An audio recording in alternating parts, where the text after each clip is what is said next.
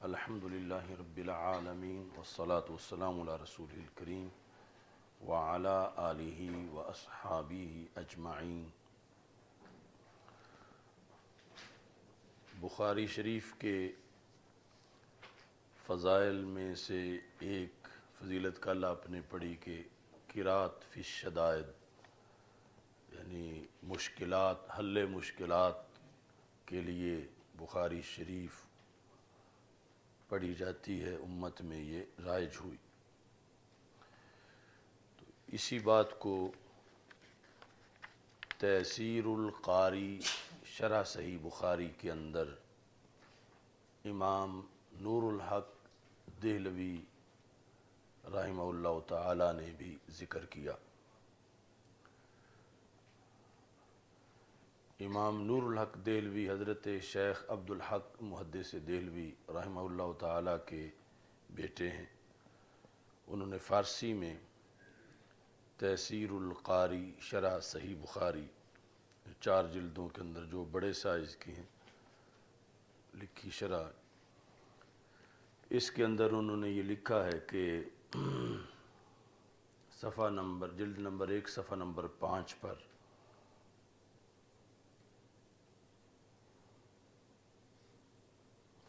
وَبِسِیَارِ از مشایخ و علماء ثقات از برائے حصول مرادات و کفایت مہمات و قضاء حاجات و دفع بلیات و کشف و کرامات و برائے صحت و شفائے بیماراں و در مدائک و شدائد خواندہ کا تعلق شروع میں جو بسیار از مشایخ و علماء کہ بہت سے علماء و مشایخ نے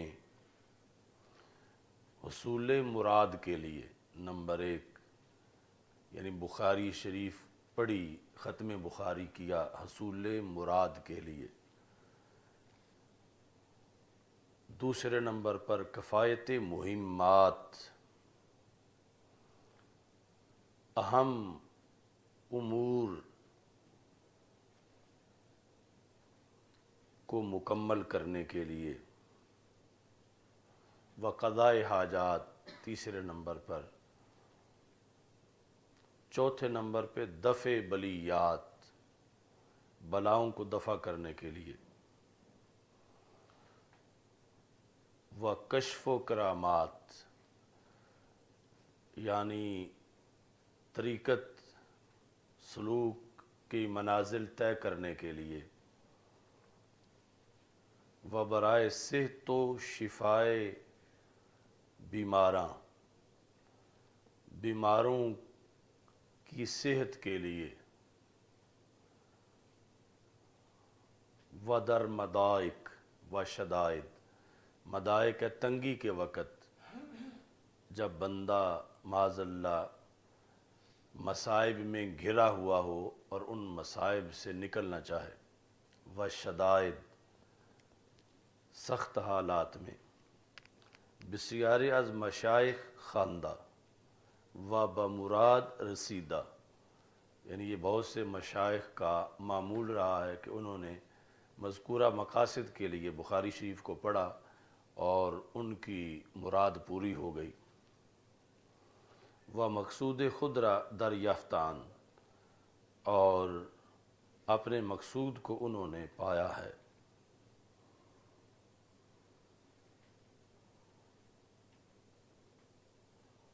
و آرا مانند تریاق مجرب دانستان، اور اس کو تریاق مجرب کی طرح علماء و مشایخ نے جانا ہے۔ مجرب یعنی بار بار ایسا ہوا کہ قضاء حاجات کے لیے، حل مشکلات کے لیے اس ارادے سے ختم بخاری شریف کیا گیا اور یہ مراد حاصل ہو گئی ان علماء و مشایخ کو، تو یہ تریاق مجرب ہے، یعنی وہ منفرد دوائی کہ جو بار بار شفا لائی۔ و این معنی یعنی بخاری شریف کے دوسرے جو آگے ہم عادات بخاری کے لحاظ سے لکھائیں گے یا 20 فوائد فضائل ہیں. یہ جو شفا والا پہلو ہے یہ بھی محدثین کے درمیان رائج تھا. یعنی یہ ایسا نہیں ہے کہ کوئی محض دم درود کرنے والا کوئی ہو اس نے اس پر عمل کیا ہو، یعنی خود محدثین بھی اس کے قائل تھے. وَإِيمَانَ نزد علماء حدیث بمرتبہ شہرت و استفادہ رسید، کہ یہ مطلب یعنی بخاری شریف کو شدائد کو دور کرنے کے لیے، قضاء حاجات کے لیے پڑھا جانا، یہ معنی علماء حدیث میں بھی مرتبہ شہرت تک پہنچا ہوا تھا. و استفادہ یہ بھی مشہور کے معنی میں ہے ضاد کے ساتھ. یعنی علماء حدیث میں اصول حدیث اور شعبہ حدیث کے جو ماہرین ہیں وہ بھی بخاری شریف کے اس پہلو پر مطلع تھے اور اس پر عمل کرتے تھے. ومیر جمال الدین محدث از استاذ خود سید اصیل الدین رحمۃ اللہ علیہ نقل کردہ، کہ میر جمال الدین جو ہیں بہت بڑے محدث، انہوں نے اپنے استاذ اصیل الدین صاد کے ساتھ ان سے یہ روایت کیا ہے کہ گفت قریب 100 بار صحیح بخاری در وقائع و مہمات برائے خود و برائے مردم خواندائیم، کہ سید اصیل الدین جو ہیں انہوں نے اپنے مختلف مقاصد کے لیے، مشکلات کے حل کے لیے، اور لوگوں نے جو ان سے کہا کسی مقصد کے لیے، انہوں نے 120 مرتبہ بخاری شریف مکمل مختلف مواقع پر اس کا ختم شریف کیا.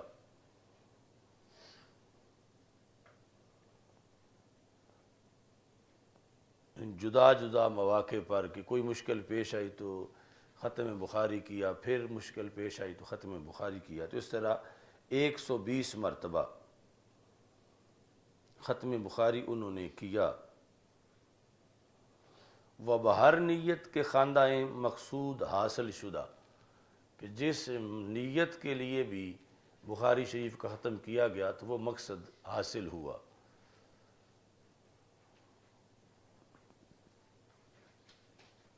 یعنی مثلا کوئی قیدی ہے جو رہا نہیں ہو رہا، یا بیمار ہے جو صحیح نہیں ہو رہا، اس طرح کی کوئی گم ہے وہ مل نہیں رہا، تو اس طرح کے یعنی مقاصد کے لیے، مشکلات کے حل کے لیے 120 مرتبہ سید اصیل الدین رحمہ اللہ تعالی کے تجربہ میں یہ ہے کہ انہوں نے مختلف مقاصد کے لیے، اپنے لیے اور اوروں کے لیے پڑھی اور مقصد پایا گیا.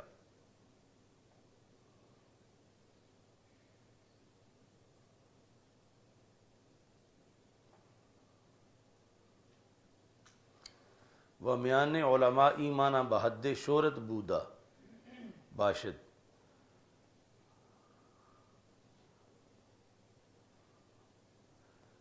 کہ یہ حد شہرت تک، یعنی جس طرح حدیث مشہور ہوتی ہے شہرت میں، اس طرح یعنی حد شہرت تک بخاری شریف کا یہ وصف پہنچا ہوا ہے.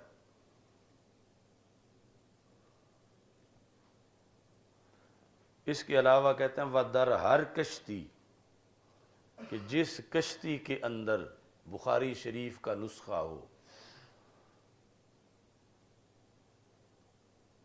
وہر خانہ، جس گھر کے اندر بخاری شریف کا نسخہ ہو، در ہر کشتی و ہر خانہ کے کتاب بودا باشد، خداوند تعالی آن را از غرق و خرق نگاہ داشتا، کہ وہ کشتی محفوظ رہتی ہے اور وہ گھر بھی محفوظ رہتا ہے.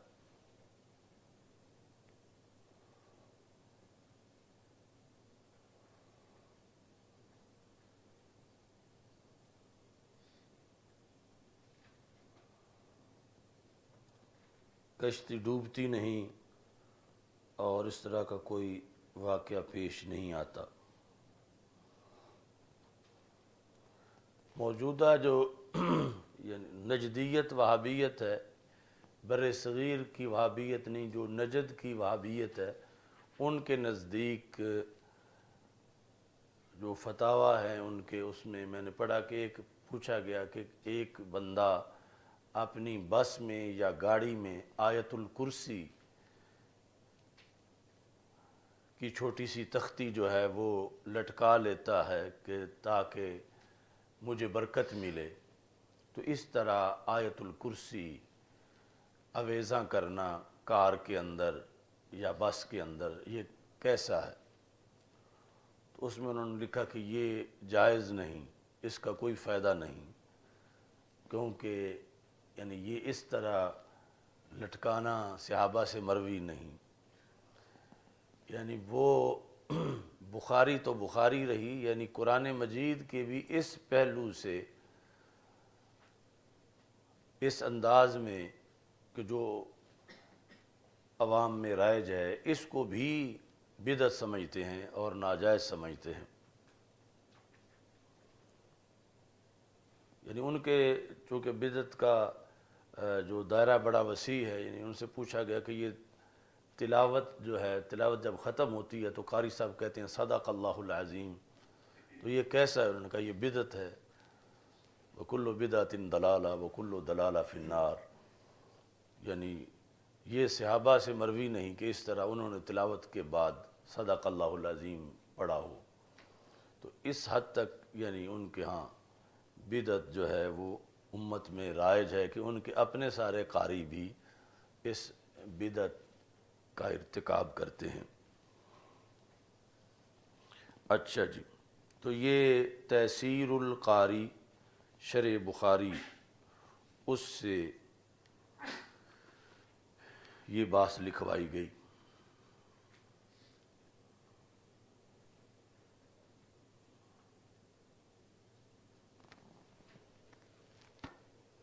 تو اس سائز کی یہ اس کی جلدیں ہیں 4۔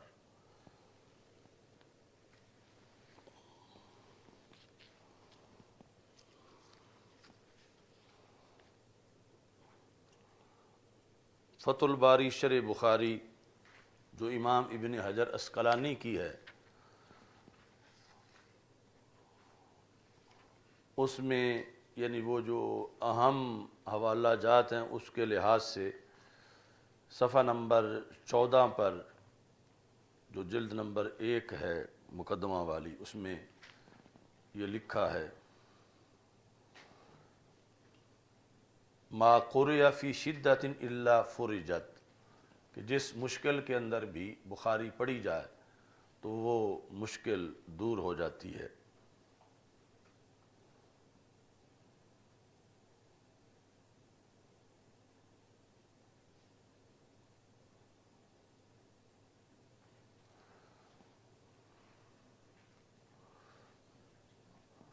اور اس میں انہوں نے یعنی یہ بتایا کہ یہ بلند مقام اس کو اس لیے ملا کہ امام بخاری جو اس کے لیے یعنی ہر ترجمۃ الباب کے لیے 2 نفل پڑھتے تھے، اور چونکہ رسول اکرم صلی اللہ علیہ وسلم کے روضہ پاک اور ممبر کے درمیان بیٹھ کے انہوں نے تراجم مکمل کیے، یعنی عنوان بابوں کے، تو اس بنیاد پر اس میں بہت برکت آئی۔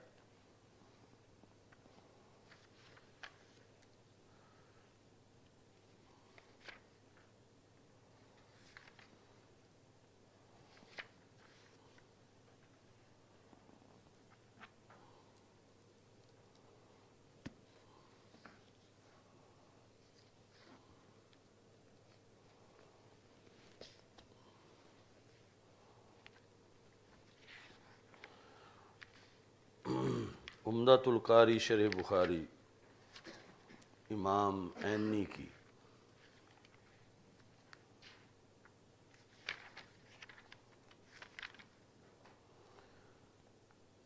یعنی یہ بخاری شریف کی شروحات میں سے وہ منفرد شرح ہے جو ایک بہت بڑے حنفی محدث کی ہے کہ جنہوں نے جہاں بھی بیان مذاہب کی ضرورت ہوتی ہے تو حنفی مذہب کے دلائل بھرپور طریقے سے بیان کرتے ہیں اور حنفی مذہب کو ثابت کرتے ہیں۔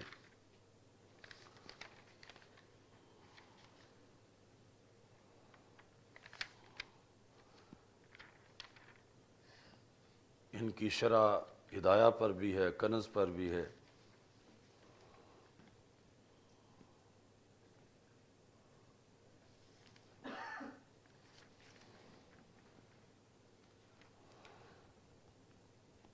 اس کا مقدمہ مختصر سا ہے جس میں پہلے لکھا چکے ہیں علم حدیث کا موضوع وغیرہ، تعریف۔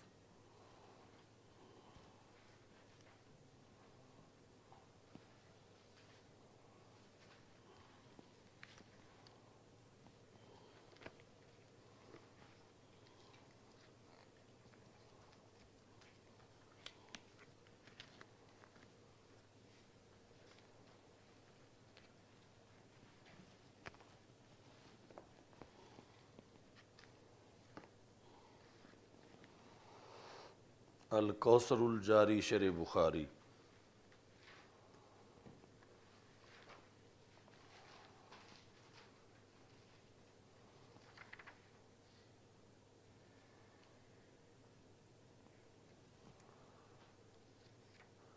اس میں بھی مختصر سا مقدمہ امام قرانی کی طرف سے موجود ہے، جس میں انہوں نے لکھا کہ امام بخاری رحمہ اللہ تعالی نے یہ کہا، احفظ مئات الف حدیث صحیح، کہ میں 1,00,000 صحیح احادیث کا حافظ ہوں۔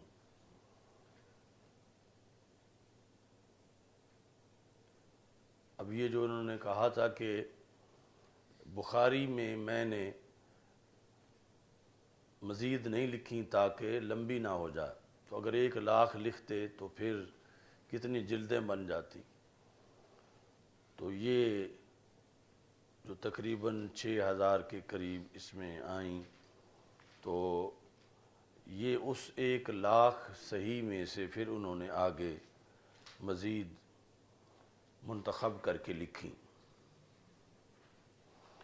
بلکہ امام بخاری سے یہ مروی ہے کہ کہتے ہیں خرجت ھذا الکتاب من ضحائ 600,000 حدیث، یعنی 6,00,000 احادیث، یعنی مجموعی طور پر جس میں 6,00,000 احادیث تھیں صحیح غیر صحیح، ان میں سے میں نے منتخب کر کے بخاری شریف کے اندر یہ حدیثیں لکھیں 6,00,000 میں سے۔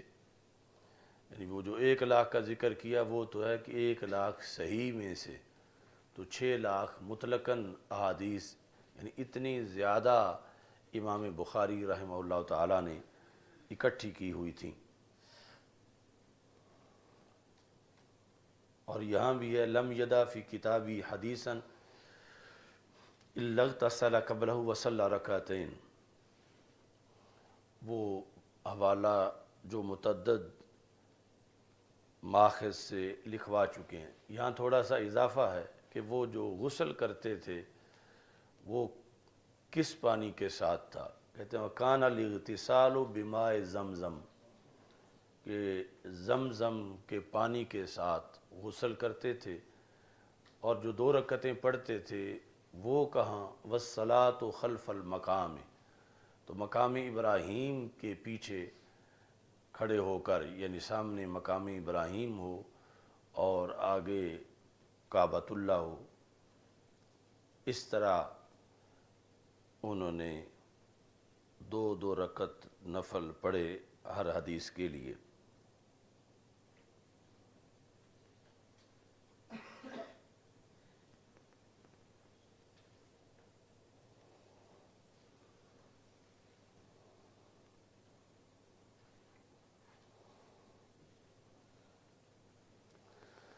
تو انہوں نے ابن حجر کے حوالے سے اپنے مقدمے میں لکھا کہ بخاری شریف کی کل احادیث جو ہیں وہ 7370 ہیں ابن حجر کی رائے کے مطابق 7370۔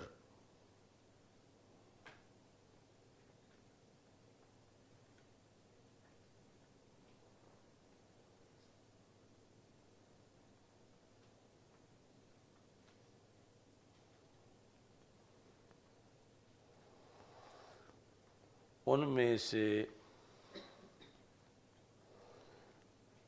جن کے متون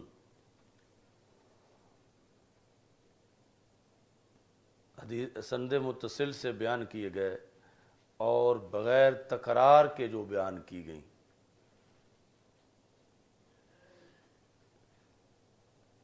وہ ہیں 2464 احادیث۔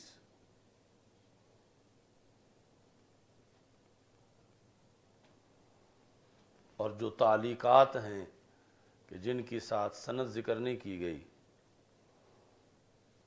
وہ ہیں 1341۔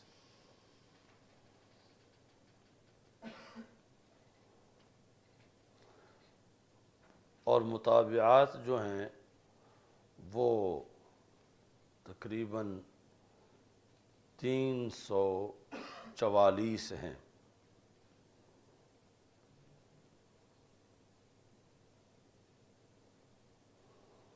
جس طرح کہ صحیح مسلم کے اندر جو بغیر تکرار کے ہیں وہ 4000 ہیں،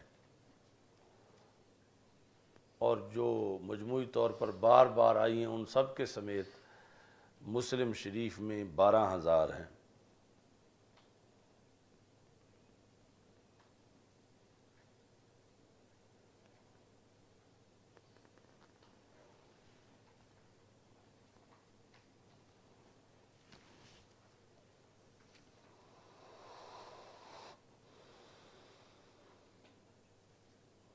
سنن ابی داؤد میں 4600 ہیں، ابن ماجہ میں 4000 ہیں۔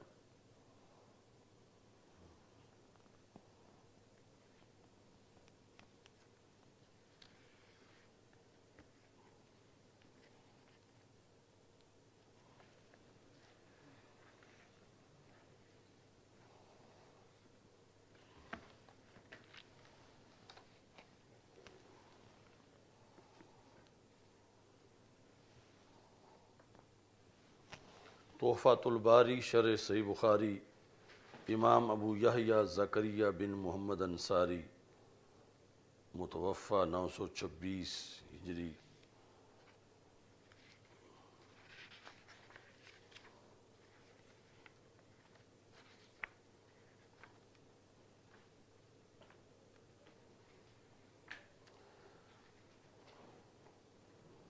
یہاں جو محقق ہے اس کا مقدمہ تو ذکر ہے، مگر خود ان کا اپنا مقدمہ ذکر نہیں ہے، بلکہ شروع سے ہی جو ہے وہ حدیث کی شرح جو ہے شروع کر دیتے ہیں کیف کان بدء الوحی سے۔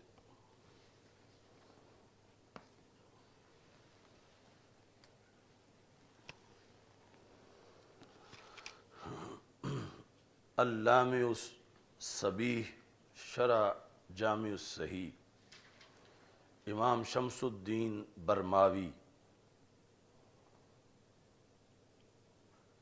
اللامع الصبیح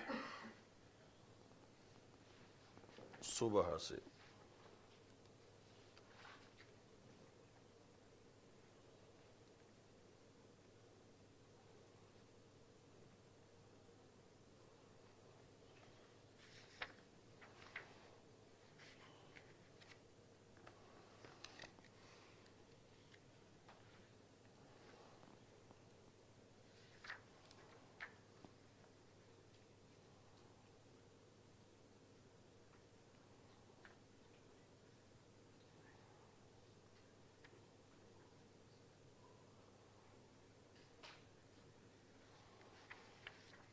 انہوں نے بھی مختصر مقدمہ لکھا ہے۔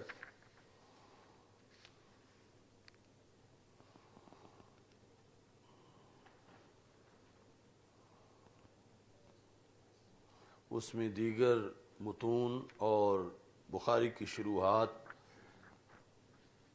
کثرت سے ان سے حوالہ جات ذکر کیے ہیں اور ان کے لیے پھر رموز معین کی ہیں۔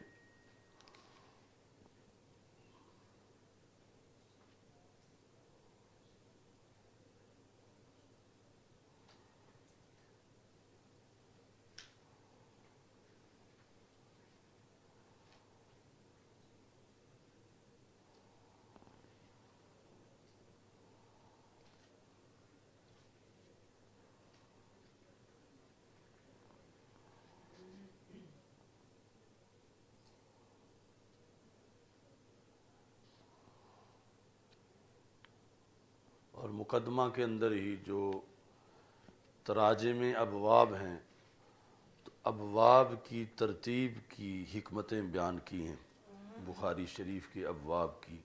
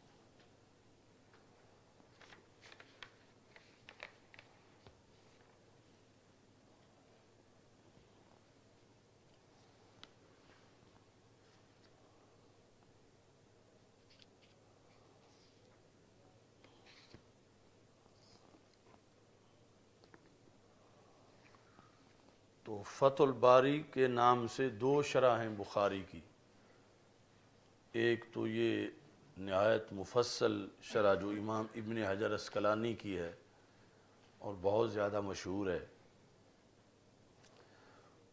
دوسری ہے فتح الباری یہ ابن رجب حنبلی کی، اور یہ چند جلدوں کے اندر مختصر ہے۔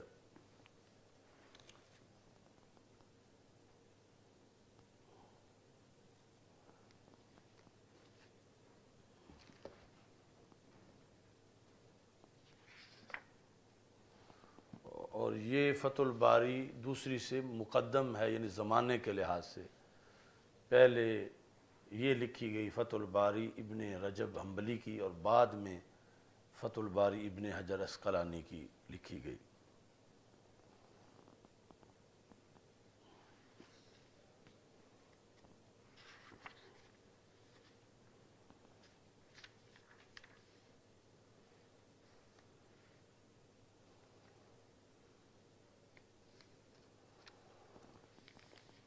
شروحات کے لحاظ سے جو سب سے پہلی شرح لکھی گئی صحیح بخاری کی، وہ امام ابو سلیمان خطابی ان کی ہے کتاب اعلام الحدیث۔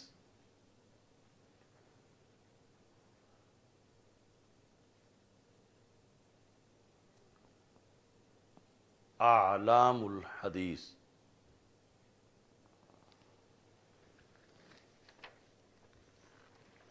یہ دو جلدوں میں ہے، یعنی یہ سب سے پہلی شرح ہے صحیح بخاری شریف کی امام خطابی کی، جس کا نام ہے اعلام السنن فی شرح صحیح البخاری۔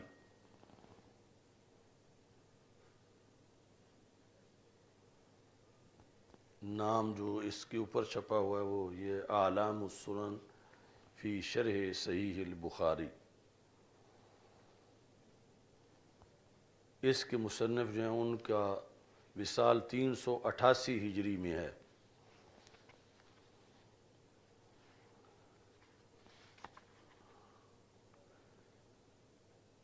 یعنی امام بخاری کے فوراً بعد یہ شرح کا کام انہوں نے سب سے پہلے شروع کیا۔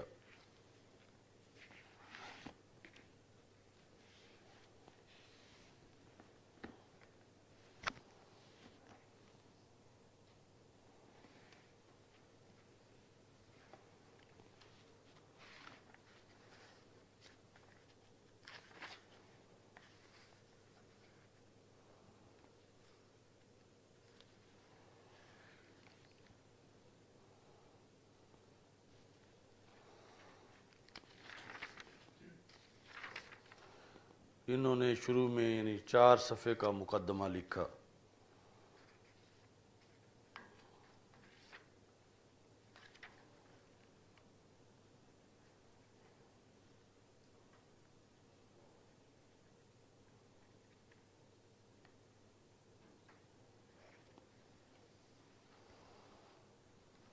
اور اس کے اندر یعنی حجیت حدیث کے لحاظ سے آیات لکھیں۔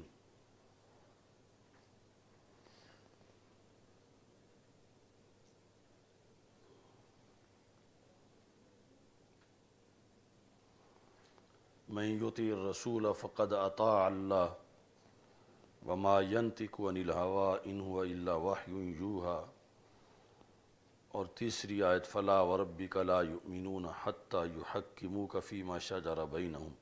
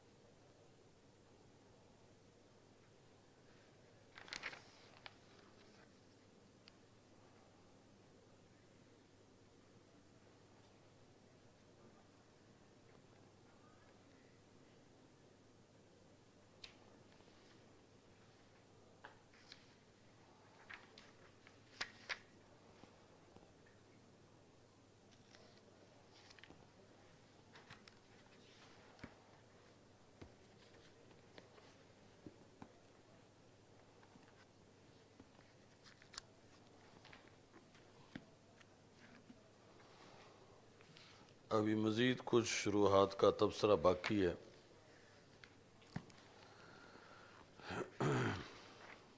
تو جو دوسرا حصہ ہے یعنی خود بخاری شریف کی وضاحت کے لحاظ سے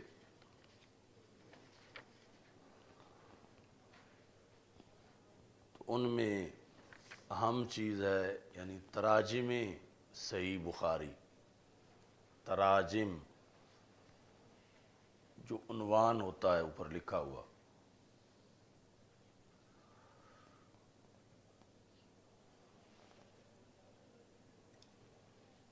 تو مجموعی طور پر بخاری شریف کے تراجم کی 4 قسمیں ہیں۔ پہلی قسم ہے تراجم غیر مجردہ، دوسری ہے مجردہ غیر محضہ،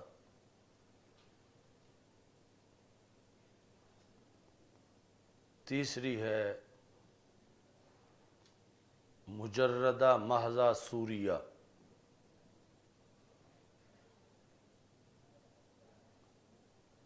اور چوتھی ہے مجردہ محضہ حقیقیہ۔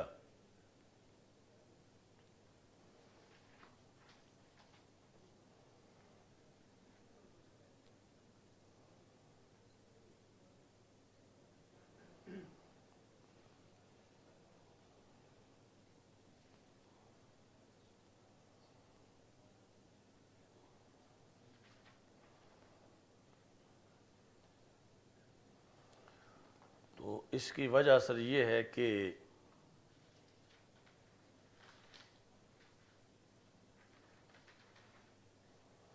یعنی پہلے یہ ذہن میں رکھنا ہے کہ یہ جو قسمیں ہیں یہ تراجم کے تحت حدیث مسند لکھنے یا نہ لکھنے کے لحاظ سے ہیں، یعنی کیونکہ اور بھی تراجم کی اقسام اور ابحاث ہوں گی، وہ اور وجوہ سے ہیں۔ یہ ہے کہ ترجمۃ الباب کے تحت یعنی ہیڈنگ جب لکھا گیا تو اس کے نیچے پھر آگے امام بخاری نے کیا لکھا،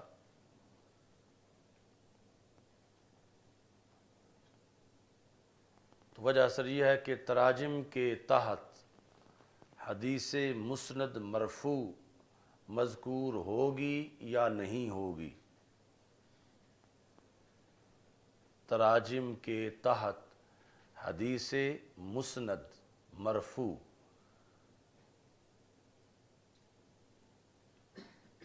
یعنی حدیث کے ساتھ دو قیود ہیں، مسند بھی ہو اور مرفوع بھی ہو، یعنی موقوف نہ ہو اور تعلیق نہ ہو۔ مسند مرفوع چونکہ اگر قول صحابی ہوگا صرف رضی اللہ تعالیٰ عنہ تو وہ پھر موقوف ہوگی، جب صحابی پر جا کر رک جائے گی۔ تو تراجم کے تحت حدیث مسند مرفوع مذکور ہوگی یا نہیں ہوگی۔ اگر مذکور ہے تو یہ قسم اول ہے۔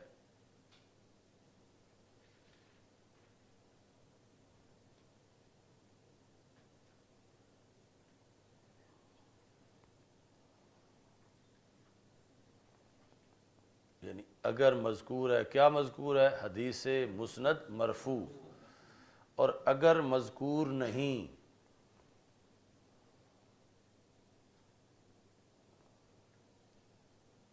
تو پھر دو صورتیں ہوں گی۔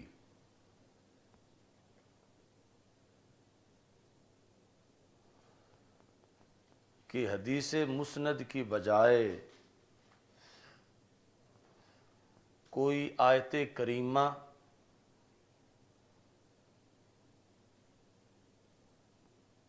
یا حدیث غیر مسند یا قول سلف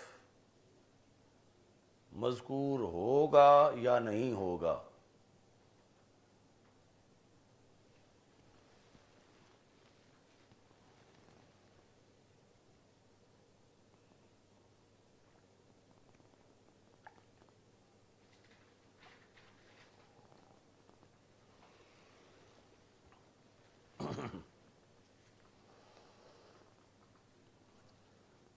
تو وجہ اثر اس طرح ہے کہ ترجمۃ الباب کے تحت حدیث مسند مرفوع مذکور ہوگی یا نہیں ہوگی۔ اگر مذکور ہوگی تو پھر پہلی قسم نام کیا ہے؟ تراجم غیر مجردہ۔ اور اگر مذکور نہیں ہوگی یعنی حدیث مسند مرفوع ہیڈنگ کے بعد مذکور نہیں ہوگی تو پھر تین آپشن ہیں کہ یا تو آیت کریمہ مذکور ہوگی، یا پھر حدیث غیر مسند مذکور ہوگی، یا پھر سلف کا کوئی قول مذکور ہوگا۔ یہ تینوں میں سے کوئی ایک ہوگا یا نہیں ہوگا۔ اگر مذکور ہے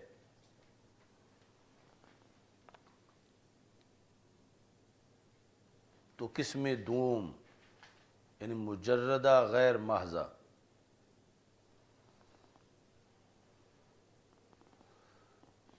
مجردہ غیر محضہ کی یہ تعریف بنی کہ جس میں ترجمۃ الباب کے بعد یا تو آیت کریمہ لکھی ہوتی ہے، آیت کریمہ نہ ہو تو حدیث غیر مسند لکھی ہوتی ہے، وہ نہ ہو تو اسلاف کا کوئی نہ کوئی قول جو ہے وہ ترجمۃ الباب کی دلیل کے طور پر اسے لکھا گیا ہوتا ہے۔ اچھا جی، اب دوسری جو شکل تھی کہ اگر ان میں سے کوئی چیز بھی مذکور نہیں،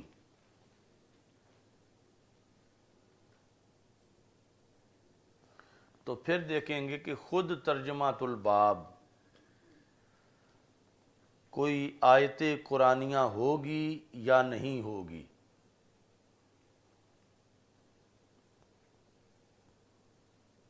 یعنی پہلے تو ذکر ہے کہ ترجمات الباب کے تحت آیت کا ہونا، اب یہ ہے کہ ترجمات الباب ہی آیت کا بنایا گیا ہے۔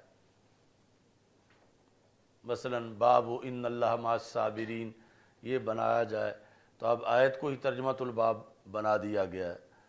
تو اس طرح یعنی بعض جو ترجمات الباب ہیں عنوان وہ آیت سے بنائے گئے ہیں۔ تو اب یہ شک چل رہی ہے کہ یعنی اس میں ترجمات الباب کے بعد نہ تو آیت کریمہ ہے، نہ حدیث غیر مسند ہے، اور نہ ہی قول سلف ہے، تو خود ترجمات الباب آیت کریمہ ہے یا آیت کریمہ نہیں ہے، یعنی آیت قرآنیہ ہے یا آیت قرآنیہ نہیں ہے۔ اگر خود ترجمات الباب آیت قرآنیہ ہے تو یہ تیسری قسم ہے، مجردہ محضہ سوریہ۔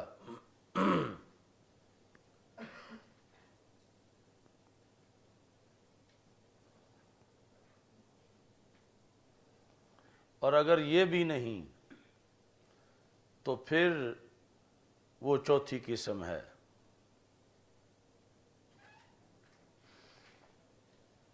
یعنی یہ بھی نہیں کا مطلب یہ ہے کہ ترجمات الباب امام بخاری کا اپنا قول ہے، وہ کوئی آیت نہیں ہے بلکہ امام بخاری کا اپنا قول ہے، اور پھر اس قول کے بعد نہ حدیث مرفوع مسند لکھی گئی ہے، نہ آیت کریمہ لکھی گئی ہے، نہ حدیث غیر مسند لکھی گئی ہے، نہ قول سلف لکھا گیا ہے، نہ وہ خود آیت قرآنیہ ہے ترجمات الباب، بلکہ وہ امام بخاری کا ایک اپنا قول ہے۔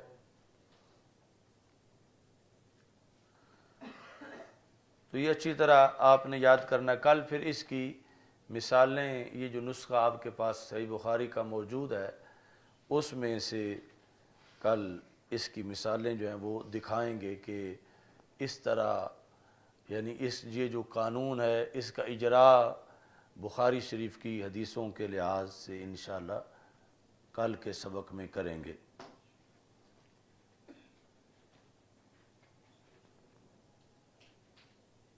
اور تقریباً ساری مثالیں پہلی جلد سے دیں گے۔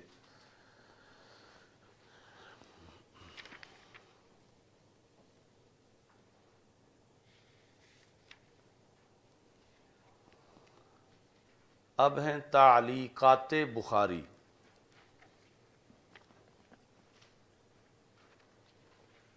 تعلیق لغوی معنی ہے کسی چیز کو لٹکا دینا، اور جو چیز لٹکی ہوئی ہو اس کو معلق کہتے ہیں۔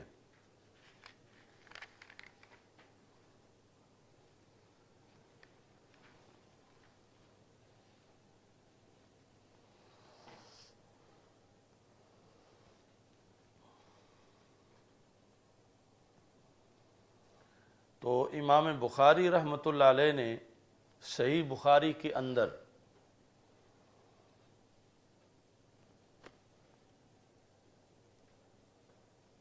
بہت سی احادیث سند کے بغیر لکھی ہیں۔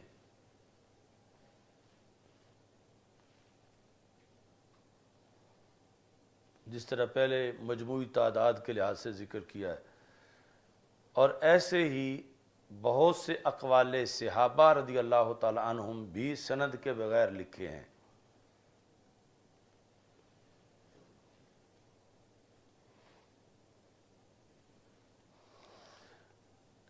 ایسے ہی یعنی صحابہ کے علاوہ تابعین یا ائمہ مجتہدین کے اقوال بھی بعض جگہ سند کے بغیر لکھے ہیں۔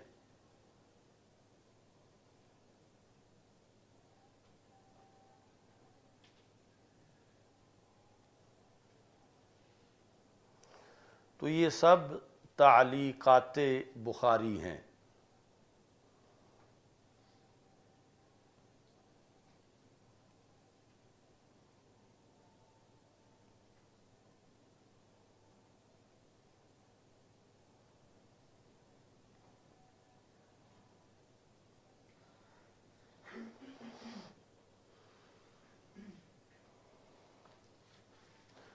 اب جو ہے وہ اس دور آخرین کے عرف میں تو تعلیق جو ہے وہ حاشیہ کے معنی میں ہے. مثلا تعلیقات رضویہ بخاری پر، مطلب یہ ہوگا کہ بعض مقامات پر جو اعلیٰ حضرت رحمۃ اللہ علیہ نے حاشیہ اس پر لکھا. اور اب جو جدید عربی ہے اس وقت عربوں میں بولی جانے والی، تو اس میں تعلیق بمعنی تبصرہ ہے، نص و تعلیق النص، یعنی کسی کا بیان جاری کر کے، جس طرح میڈیا میں ٹاک شو کرتے ہیں تو وہ بیان جو ہے وہ نص ہے، اور اس کے اوپر جو تبصرہ ہے وہ تعلیق النص ہے. تو یہ یعنی بخاری شریف کے اندر یا حدیث کے عرف میں تعلیقات کا مطلب وہ ہے کہ سند کے بغیر حدیث یا اقوال صحابہ وغیرہ کو ذکر کرنا. تو اس سلسلہ کے اندر کچھ لوگ یہ سمجھتے ہیں کہ پھر جو بھی بخاری شریف میں لکھا ہوا ہے وہ سب قطعی ہے، چونکہ صحیح بخاری میں ہے. یعنی کوئی کہتا ہے میں یہ صحیح بخاری سے دکھا سکتا ہوں، تو صحیح بخاری میں ہونا اور قطعی ہونا یہ دو جدا جدا چیزیں ہیں. ضروری نہیں کہ جو بھی صحیح بخاری میں ہو وہ قطعی بھی ہو، کیونکہ بخاری میں وہ بھی ہو سکتا ہے کہ جو تعلیقاً امام بخاری نے ذکر کیا ہے، اور تعلیقاً کے اندر پھر تعلیق کا اصول دیکھیں گے. اگر تعلیق کے اصول کے مطابق وہ چیز امام بخاری نے قطعی قرار دی ہے تو پھر اسے قطعی مانا جائے گا. اور اگر ذکر تو بخاری میں ہے لیکن طریقہ جو ذکر کرنے کا ہے وہ تمریض والا ہے، یعنی اشارہ کیا گیا کہ یہ بات کمزور ہے، تو پھر بخاری میں ہونے کے باوجود اس کو قطعی نہیں سمجھا جائے گا. یعنی ما فی البخاری اور قطعی یہ جو دو کلیاں ہیں ان میں نسبت مساوات کی نہیں ہے. جس طرح یعنی عام بندہ ایک سمجھتا ہے کہ بخاری میں جب چیز ہے تو یہ پھر قطعی ہوگی، یا کوئی بندہ جو ہے وہ اوروں کو مطمئن کرنے کے لیے کہتا ہے کہ یہ چیز میں بخاری سے دکھا سکتا ہوں. تو بخاری میں اگر وہ حدیث مسند کی شکل میں ہے تو وہ اور معاملہ ہے. اگر تعلیق کی شکل میں ہے تو پھر دیکھیں گے کہ وہ کون سی تعلیق کی قسم ہے کہ وہ قطعی قرار دی ہے امام بخاری نے یا قطعی قرار نہیں دی. تو مطلقاً بخاری کے اندر ذکر آ جانا محض تذکرہ وہ اس کے قطعی یا صحیح ہونے کی دلیل نہیں ہے. اچھا جی،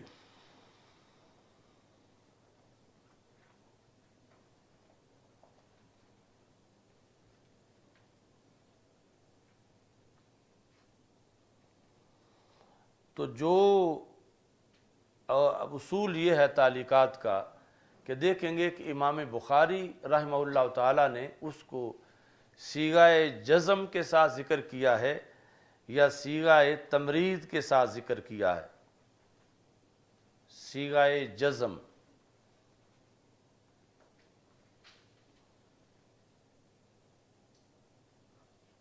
صیغہ جزم یہ ہے کہ مثال کے طور پر لکھتے ہیں قال مالکن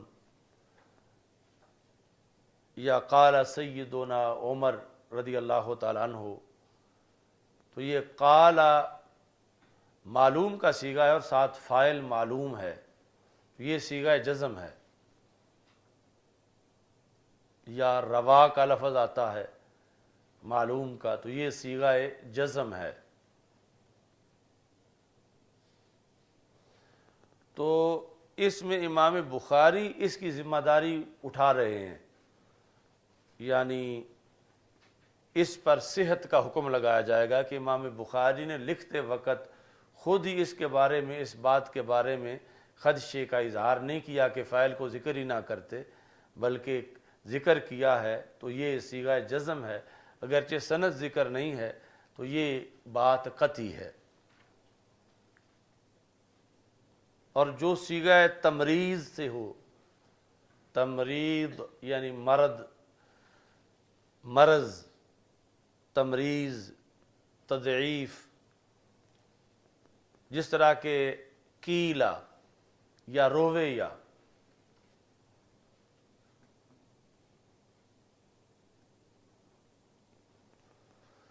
تو اس کے اندر صحت کا حکم نہیں لگایا جائے گا، یعنی وہ بات جو ہے اس پر اپنی طرف سے صحت کا حکم نہیں لگایا جائے گا۔ تو پتہ چلا جو تعلیقات بخاری کے اندر ہیں اگر وہ جزم کے صیغے سے ہیں تو وہ بھی قطعی ہیں، یعنی امام بخاری کے نزدیک، اگرچہ کسی اور کے نزدیک اس پر اعتراض ہو، لیکن امام بخاری رحمۃ اللہ علیہ کے نزدیک فائنل بات وہ تھی، اس لیے انہوں نے صیغہ جزم کے ساتھ ذکر کی، اگرچہ اس کی سند کو ذکر نہیں کیا۔ اور دوسری طرف جو ہے وہ صیغہ تمریض جو ہے اس کے ساتھ اگر ذکر کیا گیا اور روے یا قیلا، تو امام بخاری نے خود ہی اس کی ذمہ داری نہیں اٹھائی، تو انہوں نے ذکر ہی تمریض کے ساتھ اس کو کیا ہے۔ اب وہ چیز بخاری میں موجود ہونے کے باوجود قطعی نہیں ہے۔ اچھا جی، اب یہ ہے کہ قطعی تو نہیں ہے، تو کیا اس کو بالکل واہی کہیں گے؟ واہی یعنی من گھڑت یا کمزور، واہی یہ عربی میں واہی ہے، اسی سے واہیات ہے آگے، یعنی بالکل اس کو فضول بات سمجھیں گے کہ صیغہ تمریض سے ذکر ہے تو اب صحت کا حکم تو نہیں لگا سکتے، تو کیا یہ کہیں گے کہ یہ جھوٹ ہے، یہ غلط ہے؟ تو اس کا جواب یہ ہے کہ اگر واہی بات ہوتی تو ہرگز امام بخاری اس کو صحیح بخاری میں داخل نہ کرتے، یعنی اگرچہ ہم اس پر صحت کا حکم تو نہیں لگا سکتے مگر وہ بالکل فضول بات بھی نہیں ہے، یا من گھڑت یا کمزور بالکل جس پر واہی کا اطلاق کیا جائے تو ایسی بات بھی وہ نہیں ہے۔ صرف یہ ہے کہ ہم اس کو بخاری شریف کے حوالے سے صحیح قرار نہیں دے سکتے، ہاں ہو سکتا ہے کہ وہی بات کی اور ذرائع سے ثابت ہو جائے، جہاں جزم کے صیغے سے ہو یا سند ہو تو وہ ایک علیحدہ بات ہے۔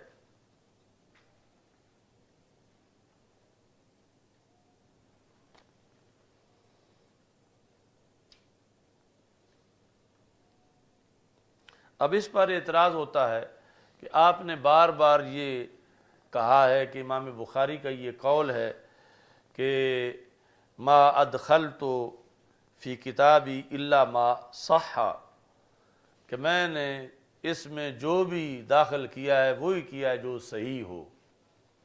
تو اب بخاری سے بھی آپ نے ایک شعبہ نکال دیا جو کہ غیر صحیح ہے، یعنی آگے واہی تو ہم نہیں کہیں گے، لیکن صحت کا حکم جب نہیں اس پہ لگا، ان تعلیقات مر جو صیغہ تمریض سے ذکر کی گئی ہیں تو غیر صحیح تو ان کو کہیں گے۔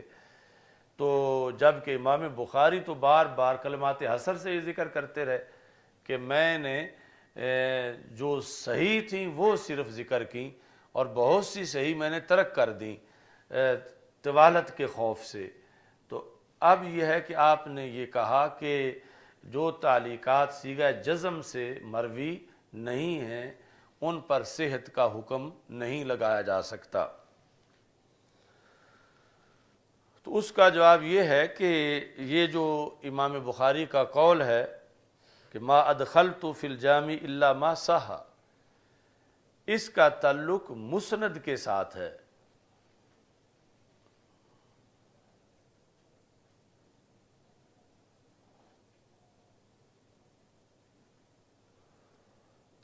مطلب کیا؟ ما ذکرت فیہ مسندا الا ما صح، میں نے سند کے ساتھ جو بھی حدیث ذکر کی وہ فائنل کر کے تب ہی ذکر کی کہ وہ صحیح تھی، یعنی یہ قانون معلق کے بارے میں نہیں مسند کے بارے میں ہے، کہ جو بھی مسند ذکر کی وہ امام بخاری کے نزدیک صحیح تھی تو تب ہی ذکر کی، اور معلق کا دائرہ ہی اور ہے۔ اس بنیاد پر پھر معلق میں جا کے دو قسمیں ہیں کہ صیغہ جزم کے ساتھ ذکر کیا ہے یا صیغہ تمریز کے ساتھ ذکر کیا ہے۔ مسند میں ایک ہی قسم ہے کہ جو ان کے نزدیک صحیح تھی امام بخاری رحمہ اللہ تعالیٰ کے نزدیک، اسی کو انہوں نے ذکر کیا۔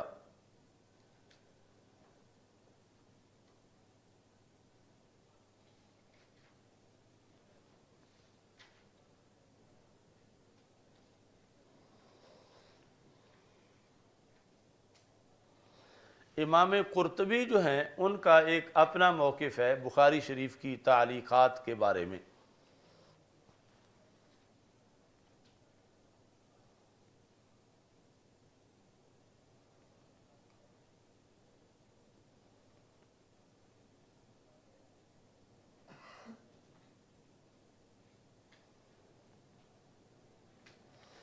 وہ کہتے ہیں کہ امام بخاری رحمۃ اللہ علیہ نے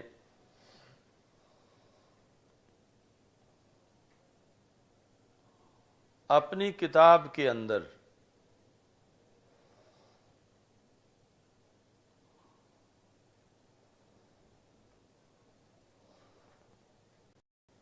جو کچھ بھی ذکر کیا ہے، خواہ وہ مسند ذکر کیا ہو یا معلق ذکر کیا ہو،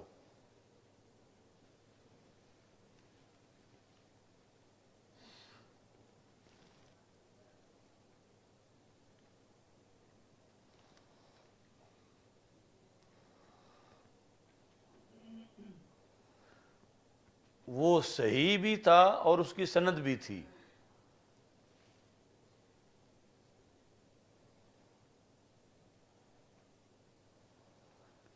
لیکن یہ جو تعلیقات ہیں ان کی سند نہیں ذکر کی امام بخاری رحمہ اللہ تعالیٰ نے۔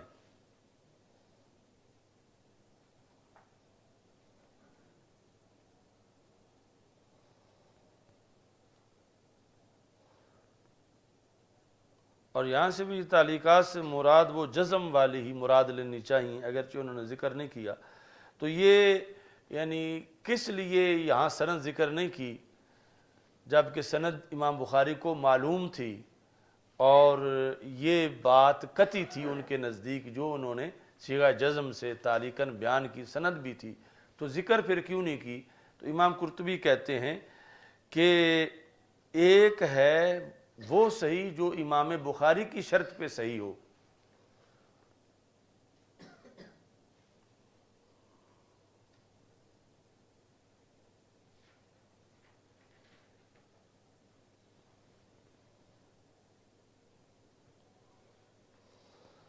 اور دوسری ہے وہ صحیح کہ جو امام بخاری کے علاوہ جو محدثین ہیں ان کی شرط پر صحیح ہے لیکن امام بخاری کی شرط پر صحیح نہیں ہے۔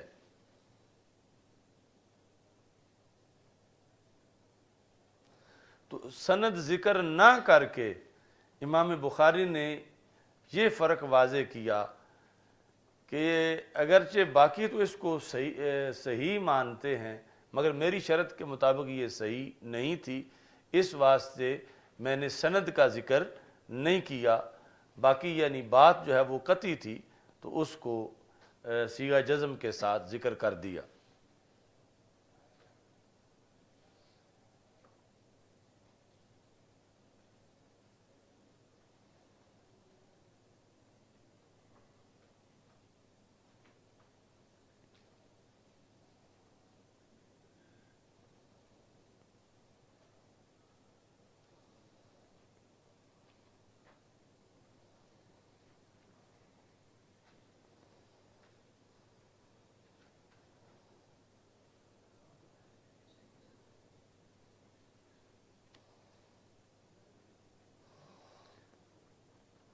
باقی اس تعلیق کے بارے میں ابن صلاح کا ایک اور قول بھی ہے، یہ مقدمہ ابن صلاح یعنی اصول حدیث کی جو کتاب ہے اس میں انہوں نے یہ کہا ہے کہ امام حمیدی دارقطنی اور بہت سے متأخرین کے نزدیک جو صیغہ جزم سے ہو صرف اسی کو تعلیق کہا جاتا ہے۔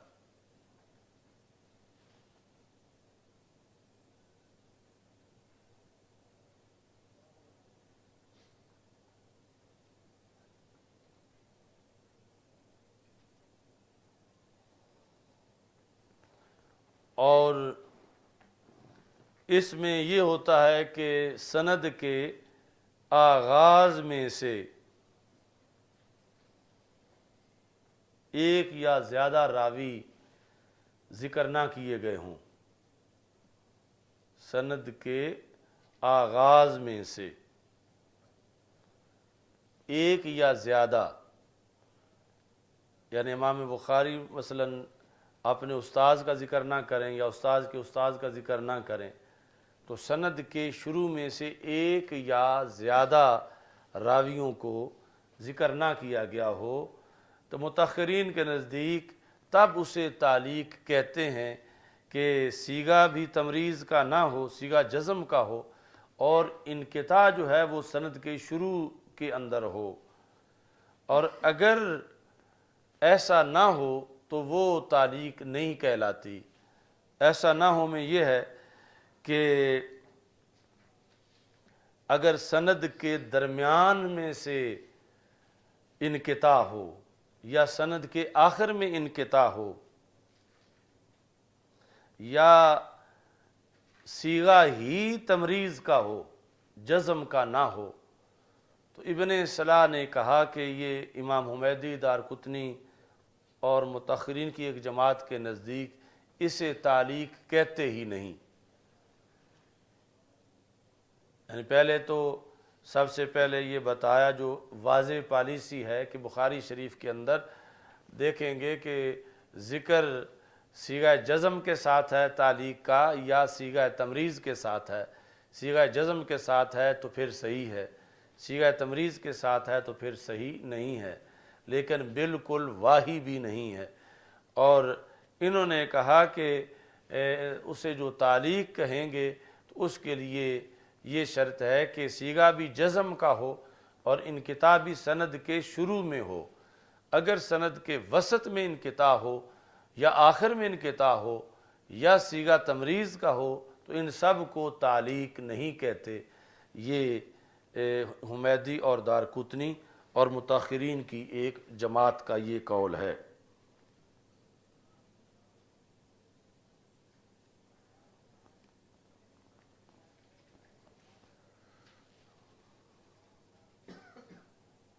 چلو الحمدللہ رب العالمین والعاقبۃ للمتقین والصلاۃ والسلام علی رسول کریم۔ اللہم احفظنا بالاسلام قائمین واحفظنا بالاسلام قائدین واحفظنا بالاسلام راکدین ولا تشمت بنا الاعداء والحاسدین۔ استغفر اللہ لا الہ الا اللہ وحدہ لا شریک له له الملک وله الحمد وهو على كل شيء قدیر وصلی اللہ تعالی علی حبیبی سیدنا مولانا محمد۔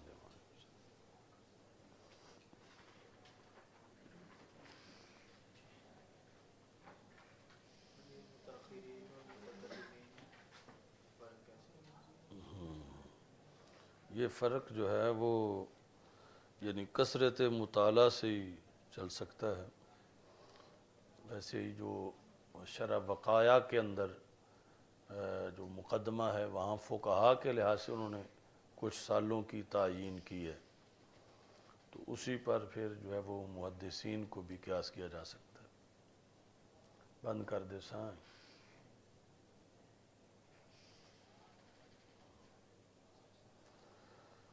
کیونکہ یہ پکانے والا بہت تھا، اس لیے آپ کا یہ پہلے اب سبق ختم کیا کہ پھر ایسا نہ ہو کہ سب پیالہ لبریز ہو جائے، تو یہ قسمیں اچھی طرح پکا کھلانی ہے۔